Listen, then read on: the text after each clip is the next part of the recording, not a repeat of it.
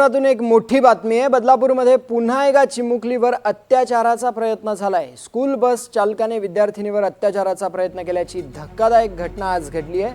पोलिसांनी बस चालकाला ताब्यात घेतलंय, त्याची कसून चौकशीही करण्यात येतेय। तर या घटनेनंतर राष्ट्रवादीच्या कार्यकर्त्या संगीता चेंडवरकर यांनी स्कूल व्हॅनची तोडफोड केली आहे। मुलीवर अतिप्रसंग करण्याचा प्रयत्न एका आरोपीने केलेला आहे। त्या अनुषंगाने बदलापूर पश्चिम पोलीस स्टेशनमध्ये तात्काळ गुन्हा दाखल झालेला आहे। त्यातील आरोपी जो आहे तो आपल्या अटकेत आहे।